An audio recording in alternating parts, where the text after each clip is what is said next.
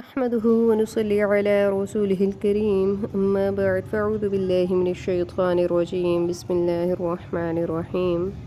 آج ہم جس موضوع پہ بات کریں گے وہ ہے یوم عاشوراء کے روزوں کی فضیلت اور یوم عاشوراء کے کتنے روزے رکھنے چاہیے کہ محرم الحرام کا مہینہ مسلمانوں کے لیے بہت ہی تقدس کا باعث ہے اور یہ اللہ تعالیٰ کا مہینہ ہے اور ہمیں اس مہینے میں زیادہ سے زیادہ اللہ کی عبادت کرنی چاہیے اور گناہوں سے کنارہ کرنے کی کوشش ضرور کرنی چاہیے۔ پہلے ہم دیکھتے ہیں کہ یوم عاشوراء کیا ہے۔ محرم الحرام کے 10ویں دن کو عاشوراء کیوں کہا جاتا ہے؟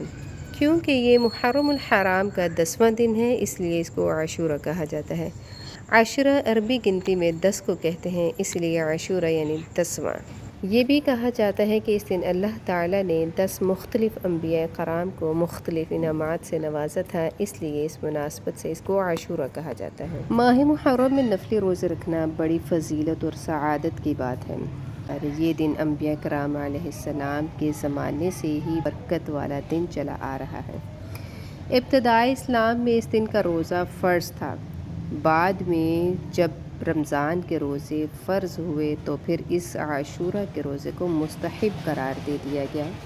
ام المؤمنین حضرت عائشہ رضی اللہ عنہ نے فرمایا، قریش کے لوگ زمانہ جاہلیت میں عاشوراء کا روزہ رکھا کرتے تھے، پھر آپ صلی اللہ علیہ وآلہ وسلم نے بھی اس دن کا روزہ رکھنے کا حکم دیا، یہاں تک کہ رمضان کے روزے فرض ہو گئے۔ پھر آپ صلی اللہ علیہ وآلہ وسلم نے فرمایا کہ جس کا جی چاہے یوم عاشوراء کا روزہ رکھے اور جس کا جی چاہے وہ نہ رکھے۔ اب حضرت محمد مصطفیٰ صلی اللہ علیہ وآلہ وسلم نے عاشوراء کا روزہ رکھنا کیوں شروع کیا؟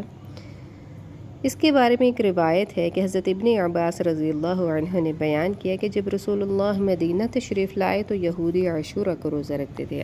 حضرت صلی اللہ علیہ وآلہ وسلم نے اس کے متعلق پوچھا تو انہوں نے بتایا کہ اس دن حضرت موسیٰ علیہ السلام نے فرعون پر غلبہ پایا تھا۔ آپ صلی اللہ علیہ وآلہ وسلم نے فرمایا کہ پھر ہم ان کے مقابلے میں حضرت موسیٰ علیہ السلام کے زیادہ حقدار ہیں۔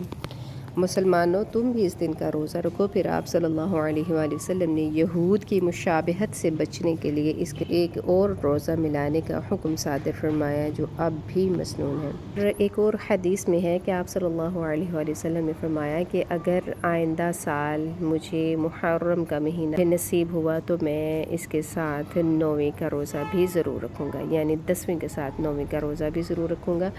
ایک روایت میں اس طرح سے ہے کہ میں اس کے ساتھ ایک اور روزہ بھی رکھوں گا۔ وہ بھی سے مراد یا 9 لے لیں یا 11 لے لیں، 10 کے ساتھ ایک اور روزہ ملانے کا حکم ہے، لہٰذا مسنون ہے اور بہتر ہے کہ اس کے ساتھ ایک اور روزہ ملا کر رکھ لیا جائے۔ کچھ علماء کی رائے یہ ہے کہ 10ویں کے ساتھ 9ویں یا 11ویں محرم کے روزے کو ملانا ضروری نہیں بلکہ صرف بہتر اور افضل ہے، لہٰذا ہمیں بہتر اور افضل کے لیے کوشش کرنی چاہیے کہ ہم 10ویں کے ساتھ ایک اور روزہ رکھ لیں، چاہے 9 محرم کا ملا کے رکھ لیں یا 11 محرم کا ملا کے رکھ لیں۔ لیکن اگر وہ شخص جو اتنے روزے رکھنے کی طاقت نہیں رکھتا، اس میں اتنی ہمت نہیں کہ وہ 2 روزے نفلی روزے رکھ سکے، رکھے ایک روزہ ہی رکھ لے۔ اور یہ نفلی روزہ ہے، فرض روزہ نہیں ہے، اور جو بھی یہ روزہ رکھے گا اس سے نفلی روزہ کا ثواب ملے گا۔ اور وہ لوگ جو یہ سوچتے ہیں کہ فرض روزے جو ہم سے چھوٹ گئے تھے اس کی قضا ہم نفلی روزے والے دن رکھ لیں گے تو آپ کے فرض کی قضا ہی ادا ہوگی، ہمیں اس کی رحمتوں سے پوری امید ہے۔ اور یہ سوچتے ہیں کہ نفلی روزے والے دن جب ہم قضا رکھیں گے تو ہمیں آٹومیٹیکلی نفلی روزے کا بھی ثواب ملے گا۔ یہ اللہ تعالیٰ کا اور روزے دار کا معاملہ ہے، وہ چاہے تو انسان کی نیت میں بھی اس کو ثواب دے سکتا ہے، اور اگر دکھاوے کے لیے روزہ رکھ لیا جائے تو وہ پورے کا پورا روزہ ضائع بھی کر سکتا ہے۔ امید کرتے ہیں کہ ہم نے آپ تک اسلام کا پیغام پہنچا دیا ہوگا۔